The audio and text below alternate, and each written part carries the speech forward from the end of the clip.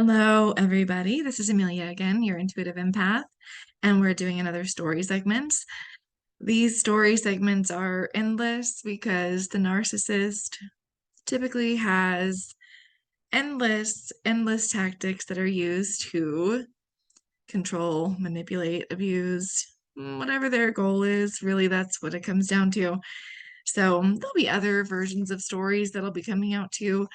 But just there's a lot happening in the world right now, and I feel like we need to have a little bit more awareness on this topic. So here we go. So, why does the narcissist get out of responsibility? How and why? Those are the two big questions. Well, the biggest thing I noticed early on in the relationship that I had with the narcissist was they purposefully do things wrong, incorrectly, or just halfway so that they aren't ever asked to do those things again.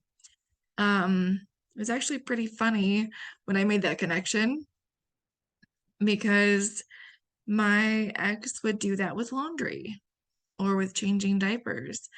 Or I would say, hey, like, we're cleaning the house day. Why don't you vacuum and I'll do this? And trying to split it up. So when he'd vacuum, it was like, you didn't get any corners, you missed an entire room. Like all of those things were purposefully done.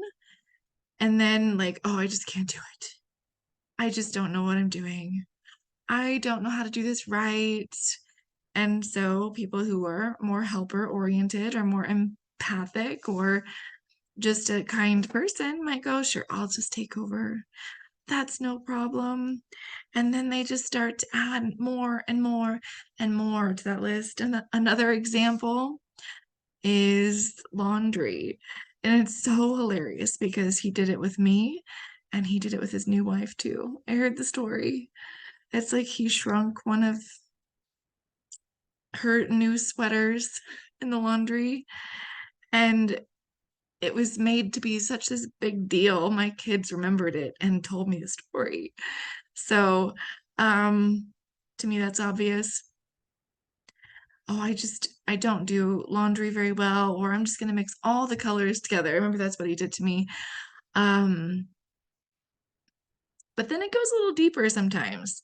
So, um, again, when I was married, one of the things that he tried to get out of was just putting his clothing in with the dirty laundry. So I don't know why laundry is a theme here, but apparently it is for my situation.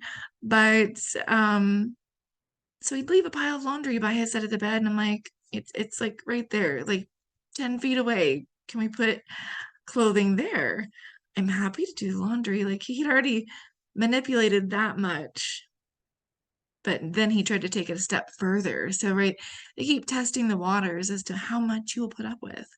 So just don't allow it, stand firm, and share responsibilities, number one.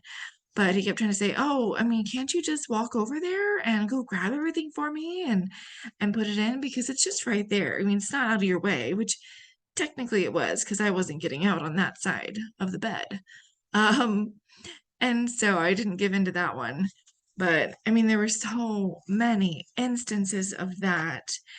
And over and over and over again. Grocery shopping. I'm just going to buy all the wrong things so that you will want to be the one who goes to buy the groceries.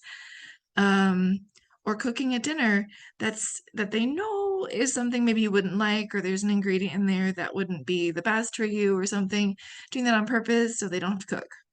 So, I mean, I could think of endless possibilities here, but who in your life is trying to get out of responsibility by doing it badly?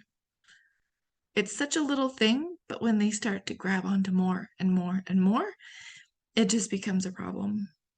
And it's part of the whole picture. If you look at all the pieces that they try to pick at, they're just grabbing more and more and more of your energy.